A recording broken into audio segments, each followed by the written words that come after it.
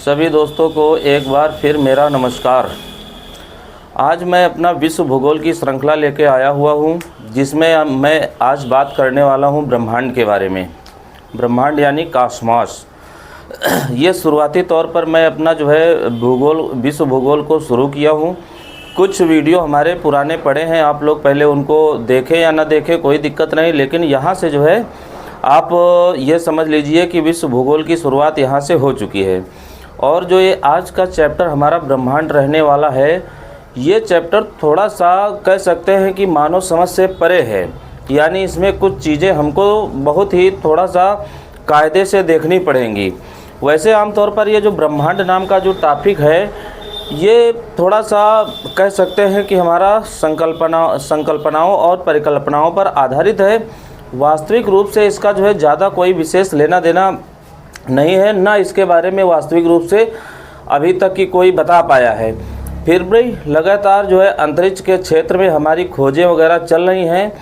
फिर भी हम उसके पहले देखते हैं कि हमारा ये ब्रह्मांड क्या होता है, कैसे बना हुआ है, क्या इसमें परीक्षाओं से संबंधित प्रश्न पूछे जाते हैं। ये सब चीज़ों पर चर्चा करने के लिए आज हमने ब्रह्मांड का ये चैप्टर चालू किया हुआ है। ब्रह्मांड का मतलब यानी कॉस्मॉस और हमारा सौरमंडल यानी सोलर सिस्टम। इनके सबसे पहले हम लोग जो यहाँ पर पढ़ेंगे, इनके कॉन्सेप्ट को पढ़ेंगे। पहले हम देखते हैं कि अवधारणा क्या है, थोड़ा सा समझने का हम प्रयास यहाँ पर करते हैं। और हमने पहले भी बता रखा है कि जो मैं कोई भी चैप्टर चालू करूँगा तो उसमें मैं पहले कॉन्सेप्ट के बारे में बात करूँगा, उसके बाद अपने टॉपिक पे बात करेंगे। बहरहाल जो ये हमारा कॉन्सेप्ट है, यहाँ से प्रश्न बहुत ज़्यादा आते हैं। ऐसी बात नहीं है कि प्रश्न यहाँ से नहीं आते हैं, तो आप लोग इनको देखते चलिए। आइए धीरे धीरे चालू किया जाए कि देखते हैं कि कहाँ क्या है। सबसे पहली बात, ब्रह्मांड यानी कॉस्मॉस और सौरमंडल यानी सोलर सिस्टम। आइए सबसे पहले हम लोग देखते हैं कि ब्रह्मांड क्या होता है, यानी कॉस्मॉस हमारा क्या होता है। परिभाषा हमने बहुत सरल भाषा में लिखी हुई है। पृथ्वी, ग्रहों, उपग्रहों, तारों, सौरमंडल और आकाश गंगाओं के सामूहिक रूप को हम क्या कहते हैं? ब्रह्मांड कहते हैं। यानी कोई ऐसी दशा जिसमें आपको ग्रह मिल जाए, उपग्रह मिल जाए, तारे मिल जाए और आकाश गंगा मिल जाए, सौरमंडल मिल जाए, पृथ्वी मिल जाए। ये सब क्या है? हमारा पूरा का पूरा मिलके हमारा क्या बनाते हैं? हमारा ब्रह्मांड और सौरमंडल का निर्माण करते हैं। क्योंकि हमने सौरमंडल यहाँ पे लिखा हुआ है, तो इस वजह से सौरमंडल और आकाश गंगा के साथ साथ मिलके हमारा पूरा का पूरा क्या बन जाएगा? ब्रह्मांड बन जाएगा। अब जब हमने यहाँ पर पृथ्वी, ग्रह, उपग्रह इनको सबको देखे हैं, तो थोड़ा सा पहले ही समझ लेते हैं कि ये क्या हमारे होते हैं।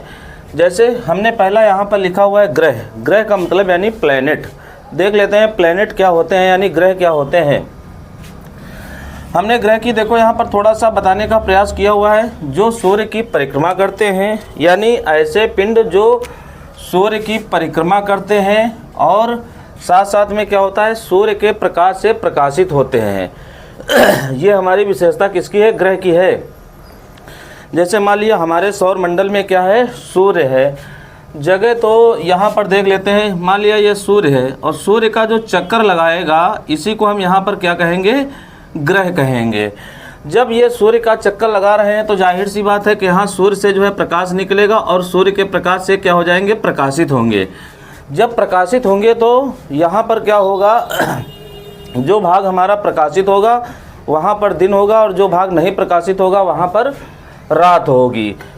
उसके बाद क्या है? ये तारों से छोटे होते हैं, यानी जो स्टार होते हैं, स्टार से क्या होते हैं? छोटे होते हैं। जाहिर सी बात है, ये सूर्य हमारा खुद ही एक क्या है? तारा है। तो तारे से क्या होंगे? छोटे होंगे। इसी वजह से छोटे होने के कारण ही ये सूर्य का चक्कर लगाएंगे, क्योंकि इनमें क्या होता है? गुरुत्वाकर्षण शक्ति होती है। तो जो पिंड ज़्यादा बड़ा होता है वो छोटे पिंड को अपने तरफ खींचता है या उसे बांधे रखता है। तो सूर्य की कंडीशन यहाँ पर हमको ऐसी दिखाई पड़ रही है। उसके बाद हम लोग देखते हैं उपग्रह क्या होते हैं। वैसे मैंने रेड पेन का यूज किया था, लेकिन ये चल हमारा ब्लैक रहा है। ऐसा करते हैं, ले लेते हैं। रेड पेन तो है नहीं, चलिए आज देख लेते हैं, वरना रेड पेन का यहाँ पर हम यूज करेंगे। वैसे आइए देख लेते हैं उपग्रह क्या होते हैं। लिखा है ये ग्रहों की परिक्रमा के साथ साथ सूर्य की भी परिक्रमा करते हैं। जैसे ये सूर्य है, सूर्य के बाद हमारा क्या है, ग्रह है, ग्रह के बाद क्या है, उपग्रह है। तो देखिए सूर्य की परिक्रमा ग्रह कर रहा है और ग्रह की परिक्रमा उपग्रह कर रहा है, और उपग्रह के साथ ग्रह के साथ साथ में उपग्रह भी हमारा किसकी परिक्रमा करेगा, सूर्य की करेगा। इस वजह से इनको हम क्या कहते हैं, उपग्रह कहते हैं। उसके बाद देखते हैं ये तारे क्या होते हैं, यानी स्टार्स, है ना। ये हमारे हो गए हैं प्लैनेट हो गए हैं, और ये हमारे सैटेलाइट हो गए हैं, और ये हमारे क्या हो गए, स्टार्स यानी तारे। लिखा है तारे सूर्य की परिक्रमा नहीं करते हैं। सूर्य असल में खुद ही एक जो है तारा है, तो तारे क्या करेंगे, सूर्य की परिक्रमा नहीं करेंगे, क्योंकि इनका आकार जो है सूर्य से लगभग सूर्य के बराबर या सूर्य से बड़ा भी हो सकता है। इस वजह से ये परिक्रमा नहीं करेंगे। तारों में अपना प्रकाश होता है तथा ये आकार में बड़े होते हैं, तो जाहिर सी बात है जैसे सूर्य हमारा एक तारा है, तो तारे में अपना स्वयं का प्रकाश है और आकार में क्या है, बड़े होते हैं। कौन, स्टार्स होते हैं। सौर मंडल देख लेते हैं क्या होता है। सौर मंडल में क्या होता है, इसके अंतर्गत 8 ग्रह आते हैं। 8 ग्रह कौन कौन से, याद करना अभी से आप लोग चालू कर दीजिए। पहला हमारा हो जाएगा बुध हो जाएगा, बुध के बाद हमारा जो है शुक्र हो जाएगा, शुक्र के बाद हमारा पृथ्वी हो जाएगा, पृथ्वी के बाद हमारा जो है मंगल हो जाएगा, मंगल के बाद यहाँ पर बृहस्पति हो जाएगा, बृहस्पति के बाद शनि हो जाएगा, शनि के बाद अरुण हो जाएगा, अरुण के बाद आपका यहाँ पर वरुण हो जाएगा। ये 8 ग्रह आपको यहाँ पर याद कर लेने हैं, क्योंकि अभी जब हम लोग सौर मंडल पढ़ेंगे तो इन ग्रहों के बारे में पढ़ेंगे, और साथ साथ में इनके अंग्रेजी में नाम याद कर लीजिएगा कि अंग्रेजी में नाम क्या क्या होते हैं, क्योंकि परीक्षा में इंग्लिश में नाम आपसे पूछ देते हैं। जैसे बुध को हम यहाँ पर क्या कहते हैं, मरकरी कहते हैं, इसको वीनस कहते हैं, इसको अर्थ कहते हैं, उसको मार्स कहते हैं, इसको जुपिटर कहते हैं, इसको सैटर्न, नेपच्यून और यूरेनस। तो याद रखिएगा, इनके नाम भी याद रखिएगा। उसके बाद ये हो गया सौर मंडल, और सौर मंडल का जनक किसको कहते हैं, निहारिका को कहते हैं, यानी नेबुला। निहारिका का मतलब क्या होता है, नेबुला। सौर मंडल का जनक किसको बोला जाता है, निहारिका को। तो ये आपके लिए इंपॉर्टेंट पॉइंट यहाँ पर बन जाएगा, सौर मंडल का जनक किसको कहते हैं, निहारिका को। उसके बाद देखते हैं आकाशगंगा क्या होता है। असंख्य तारों के समूह को हम लोग क्या कहते हैं, आकाशगंगा कहते हैं। कि असंख्य तारों के समूह को हम क्या कहते हैं, आकाशगंगा। अभी जो ये आकाशगंगा है, अभी हम थोड़ा सा एक मैप बना के थोड़ा सा हम बता देंगे कि आकाशगंगा कैसे क्या बनी हुई है, अभी बताएंगे, अभी जब हम ब्रह्मांड के उत्पत्ति के संदर्भ में आएंगे। उसके बाद निहारिका देखते हैं। आकाश के निर्माण में जब हाइड्रोजन गैस मिली तो उसी को हम क्या कहते हैं, यहाँ पर निहारिका कहते हैं। निहारिका क्या होती है, आकाशगंगा के निर्माण में जब हाइड्रोजन गैस मिली तो उसे क्या बोला गया है, निहारिका बोला गया है। उसके बाद एक हमारा आता है मंदाकिनी। मंदाकिनी क्या है, वह आकाशगंगा जिसमें सौर परिवार अवस्थित होता है उसे क्या कहते हैं, मंदाकिनी कहते हैं। जैसे हमारी मंदाकिनी कौन सी है, दुग्ध मेखला यानी मिल्की वे, और इसका आकार होता है कैसा, हमारा सर्पिलाकार होता है। मंदाकिनी के केंद्र में हमको क्या देखने को मिलता है, वल्ज देखने को मिलता है, और वल्ज के पास तारों का संकेंद्रण अधिक पाया जाता है। ये आपसे क्वेश्चन यहाँ पर पूछते हैं कि तारों का सबसे अधिक संकेंद्रण मंदाकिनी के किस भाग में पाया जाता है, तो वल्ज के पास में पाया जाता है। यानी स्टार सबसे ज़्यादा हमको कहाँ पर देखने को मिलते हैं, वल्ज के पास देखने को मिलते हैं। तो ये वाला जो पॉइंट हमारा है, इस तरफ वाला ये जो पोर्शन है, ये आप यहाँ पर तैयार कर लीजिए। अब हम लोग यहाँ पर थोड़ा सा देखते हैं ब्रह्मांड के बारे में। ब्रह्मांड का अध्ययन क्या कहलाता है, कॉस्मोलॉजी कहलाता है। ये देखो हमने यहाँ पर लिख दिया हुआ है। क्वेश्चन आपसे पूछा जाता है ब्रह्मांड का अध्ययन क्या कहलाता है, तो ध्यान रखिएगा ये क्या कहलाता है, कॉस्मोलॉजी कहलाता है। कॉस्मोलॉजी शब्द का प्रयोग सबसे पहले 1730 में अगर कोई करने वाला था तो ये क्रिश्चियन वोल्फ नाम का एक जो है हमारा भूगोलवेत्ता था, उसने किया हुआ था। क्या नाम है इसका, क्रिश्चियन वोल्फ। उसके बाद ब्रह्मांड का नियमित अध्ययन अगर किसी ने किया था तो कौन था, ये क्लॉडियस टॉलमी था। ये जो क्लॉडियस टॉलमी था ये भूगोलवेत्ता हमारा मिस्र का था, खास तौर से मिस्र का था, और कुछ किताबों वगैरह में इसको जो है यूनान लिख के यहाँ पर देते हैं। तो क्लॉडियस टॉलमी का नाम आप लोग ध्यान रखिएगा। क्लॉडियस टॉलमी ने एक सिद्धांत दिया था, भूकेंद्रीय सिद्धांत। किसके संबंध में, प्रकाश, इसके ब्रह्मांड के संबंध में कौन सा सिद्धांत दिया था, भूकेंद्रीय सिद्धांत। उसके बाद ब्रह्मांड के केंद्र में ब्रह्मांड के केंद्र के संबंध में दो हमारे सिद्धांत होते हैं। एक तो हमारा ये क्लॉडियस का होता है कौन सा, भू केंद्रीय सिद्धांत, और दूसरा होता है कॉपरनिकस का जो है कौन सा, सूर्य केंद्रीय सिद्धांत। इनका मतलब क्या होता है, जैसे जो ये क्लॉडियस थे, क्लॉडियस टालमी ने माना था कि सौर मंडल का जो केंद्र बिंदु होता है वो पृथ्वी होती है, और जबकि कॉपरनिकस ने माना था कि हमारे सौर मंडल का अगर कोई केंद्र बिंदु होता है तो सूर्य होता है।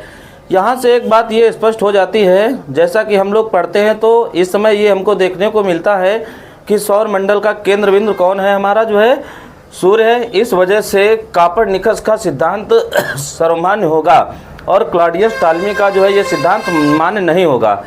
और अगर आपसे इसका नाम लेके अगर पूछते हैं तब इसके सिद्धांत की आप बात करेंगे, तो ध्यान रखना इन सिद्धांतों के बारे में यहाँ पर कहा गया है। उसके बाद जब सूर्य केंद्रीय सिद्धांत कॉपरनिकस ने बताया तो कॉपरनिकस को क्या बोला क्या बोला गया है, आधुनिक खगोल शास्त्र का जनक किसको कहते हैं, कॉपरनिकस को कहा जाता है। जितने भी भूगोलवेत्ता थे उन्होंने कहा कि जो कॉपरनिकस ने बात कही है बिल्कुल सही बात कही है, इस वजह से इनको क्या माना गया है, आधुनिक खगोल शास्त्र का जनक माना गया है। अभी तक की जो यहाँ पर ब्रह्मांड संबंधी जो भी परिकल्पनाएं की जा रही थी वो एक आइडिया के तौर पर, यानी अपने जो है आईक्यू के आधार पर की जा रही थी। लेकिन अब क्या होता है कि दूरबीन का आविष्कार हो जाता है। दूरबीन के आविष्कार के कारण क्या होता है कि हमारा जो सौर मंडल में विभिन्न प्रकार के ग्रह उपग्रह ये सब हैं, इनको थोड़ा सा खोजबीन वगैरह आराम हो जाती है। तो अब दूरबीन का आविष्कार हो जाता है। दूरबीन का आविष्कार कौन करता है, गैलीलियो करता है। कब करता है, 1610 में करता है। और दूरबीन से क्या होता है, एक ग्रह से दूसरे ग्रह को देखा जा सकता है। दूरबीन का आविष्कार हो जाता है। और ध्यान रखिएगा ये जो गैलीलियो था ये इटली का था। कहाँ का था, इटली का। एक चीज़ और है, अधिकांश रूप से अगर खोजों का दौर अगर देखा जाए तो यूरोप महाद्वीप हमको जो है बहुत ज़्यादा देखने को मिलता है कि यूरोप से हमारी खोजें वगैरह बहुत ज़्यादा होती हैं। जैसे इंग्लैंड हो गया, इटली हो गया, फ्रांस हो गया, जर्मनी हो गया, ऑस्ट्रिया हो गया, रूस हो गया, यहाँ से बहुत ज़्यादा जो है खोजें वगैरह होती हैं। उसके बाद क्या होता है, जब दूरबीन का आविष्कार हो जाता है तो ग्रहों के नियमों की खोज करते हैं कौन, केपलर करते हैं। आपसे यह भी पूछा जाता है कि ग्रहों के नियमों की खोज किसने की थी, तो केपलर ने की थी। और आगे चल के अभी हम लोग जो है ग्रहों के नियम वगैरह जो है पढ़ेंगे। आज हमने जो है यहाँ पर शुरुआत के तौर पर ब्रह्मांड को रखा हुआ है। ब्रह्मांड के हमारे कम से कम जो है 3 वीडियो रहेंगे, तब जाके हमारा जो है ब्रह्मांड यहाँ पर कंप्लीट होगा। आज ये कॉन्सेप्ट के तौर पर था, और लेकिन ये जो है कॉन्सेप्ट, लेकिन यहाँ से प्रश्न आपको बहुत ज़्यादा मिलने वाले होते हैं, तो आप इनको जो है नोट करते जाइए साथ साथ में। और जो समस्या वगैरह हो वो हमको जो है कमेंट के माध्यम से आप पूछ सकते हैं। ज़्यादा से ज़्यादा तो यहाँ पर लिखा नहीं जा सकता है, आप जानते हैं, क्योंकि बोर्ड है। और लेकिन जो है बताया बहुत कुछ जा सकता है। तो लिखे होने के साथ साथ जो हम बातें आपको बता रहे हैं इनमें भी आपको जो है गौर करना है। उसके बाद जब केपलर ने ग्रहों के नियमों की खोज कर दी तो केपलर को क्या बोला गया, नवीन खगोल शास्त्र का जनक। और अभी हम जो है खगोल शास्त्र का जनक किसको पढ़ के आए हैं, कॉपरनिकस को। और केपलर हमारा हो जाएगा कौन, नवीन खगोल शास्त्र का जनक कौन हो जाएगा, ये केपलर हमारा हो जाएगा। उसके बाद यहाँ पर क्या होता है कि हमारा जो है मिश्रित ब्रह्मांड का सिद्धांत आ जाता है कि बता देते हैं जो हमारा ये ब्रह्मांड बना है कई चीज़ों के मिलने से बना हुआ है। और ऐसा करने वाले अमेरिका के एक भूगोलवेत्ता होते हैं जिनका नाम होता है एडविन हब्बल। ये मिश्रित ब्रह्मांड की परिकल्पना प्रस्तुत कर देते हैं। जब ये सब परिकल्पनाएं हमारी ब्रह्मांड की आएंगी तो उसके बाद क्या होता है कि कुछ हमारी मेन परिकल्पनाएं शामिल हो जाती हैं। मुख्य रूप से ब्रह्मांड की उत्पत्ति के संबंध में 4 परिकल्पनाएं बड़ा फेमस हैं। और 4 परिकल्पनाओं में हमारा जो है महाविस्फोट सिद्धांत जो है मायने रखता है। बहुत ज़्यादा हद तक ये ब्रह्मांड की उत्पत्ति के लिए जो है उत्तरदायी माना जाता है। अधिकांश भूगोलवेत्ता इसको बिल्कुल सही मानते हैं। तो चारों परिकल्पनाओं को हम लोग देख लेते हैं कि कौन कौन सी यहाँ पर परिकल्पनाएं हैं। जैसे हमारा पहला जो है ये सिद्धांत है कौन सा, महाविस्फोट सिद्धांत, जिसको हम लोग जो है बिग बैंग थ्योरी के नाम से जानते हैं। और महाविस्फोट सिद्धांत या बिग बैंग थ्योरी जो देने वाले अगर कोई वैज्ञानिक होते हैं तो कौन होते हैं, जॉर्ज लेमेंटर होते हैं। ध्यान रखिएगा, हम बीच बीच में जो है वैज्ञानिक बोल देते हैं तो, लेकिन ये सब भूगोलवेत्ता है। लेकिन भूगोलवेत्ता भी ये वैज्ञानिकता के साथ साथ में है, तो कोई लेना देना ये नहीं है कि ये भूगोलवेत्ता ही है। जाहिर सी बात है, अगर ऐसा कुछ कर रहा है तो ये वैज्ञानिक है, यानी विज्ञान के क्षेत्र में जो है अपना ये विकास कर रहा है, तो वैज्ञानिक इसको हम बोल सकते हैं। उसके बाद आप दूसरा जो है हमारा कोई सिद्धांत होता है तो ये कौन सा होता है, स्फीत सिद्धांत होता है। स्फीत सिद्धांत के जो जनक होते हैं ये कौन होते हैं? एलन गुथ होते हैं। उसके बाद अगला हमारा सिद्धांत होता है साम्यावस्थी सिद्धांत। साम्यावस्थी सिद्धांत में कौन होता है? हरमन बार्डी और फ्रेड हायल होते हैं, हरमन बार्डी और फ्रेड हायल। और लास्ट में हमारा कौन होता है? दोलन सिद्धांत होता है। दोलन सिद्धांत के जनक कौन होते हैं? आर्थर एडिंगटन होते हैं। ये जो चारों सिद्धांत होते हैं इनके संबंध में कितने सिद्धांत हैं? 4। चारों सिद्धांत में अगर सर्वमान्य सिद्धांत देखा जाता है तो कौन सा सिद्धांत होता है? महाविस्फोट सिद्धांत होता है। किसका होता है? जॉर्ज लेमेंटर का। सबसे मेन ये है, अगर आपसे जो है ये सिद्धांत पूछते हैं कि स्फीत दाब सिद्धांत किसका है, या फिर जो है साम्यावस्था सिद्धांत किसका है, या फिर दोलन सिद्धांत किसका है, तो ये सिद्धांत लिख के आप इन लोगों के नाम भी जरूर लिख लीजिए, क्योंकि परीक्षा में 1 नंबर में क्वेश्चन आपसे पूछा जा सकता है। अब चारों में सर्वमान्य सिद्धांत हमारा हो जाता है कौन सा? महाविस्फोट सिद्धांत। देख लेते हैं महाविस्फोट सिद्धांत क्या होता है, थोड़ा सा इनके बारे में, जॉर्ज लेमेंटर के बारे में। थोड़ी सी जगह यहाँ पर छूटी हुई है, अगर आप लोग कहें तो हम यहाँ पर थोड़ा सा जो है लिख के आपको बता सकते हैं जॉर्ज लेमेंटर के बारे में। ध्यान रखिएगा, ये जो जॉर्ज लेमेंटर नाम का हमारा भूगोलवेत्ता या वैज्ञानिक होता है, ये ऑस्ट्रिया का होता है। कहाँ का होता है? ऑस्ट्रिया। और ऑस्ट्रिया देश हमारा यूरोप में पड़ता है। और ऑस्ट्रिया जो है ये हमारा एक देश तो छोटा है, लेकिन अधिकांश रूप से ये जो है खोजों के लिए जाना जाता है।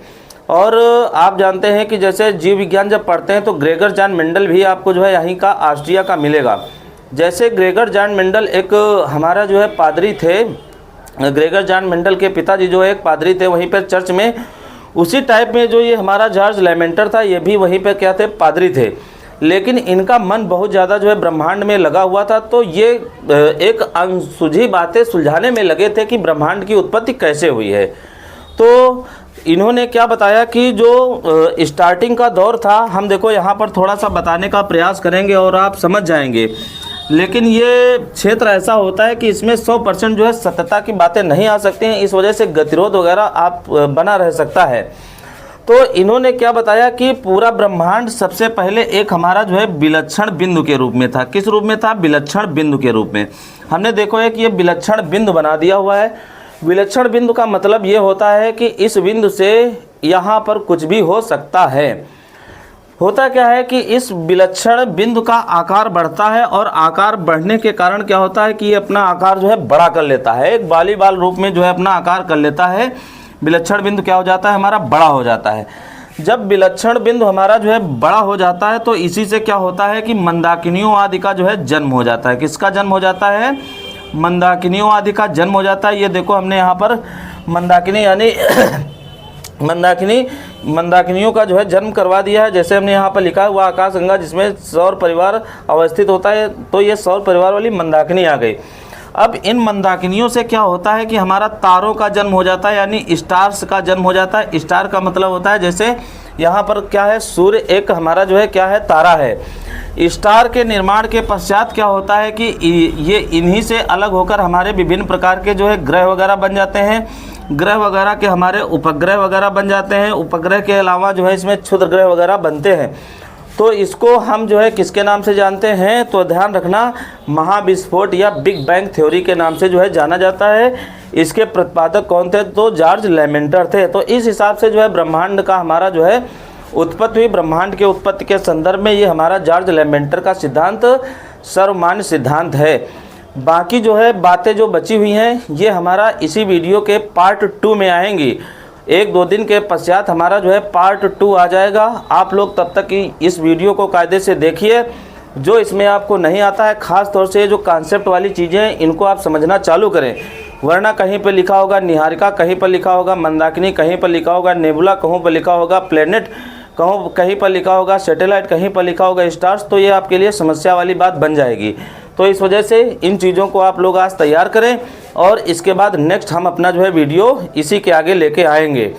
और धीरे धीरे हम अपने जो भी हमारा सिलेबस है उस सिलेबस के अनुसार हम जो है चलना चालू कर दिए हैं। आप लोग भी हमारे साथ साथ जुड़ जाइए, और बाकी जो है आप लोग वीडियो को शेयर ज़रूर कर दीजिए ताकि हमारे वीडियो सब लोगों के पहुंच तक की पहुंच जाए। जय हिंद, जय भारत।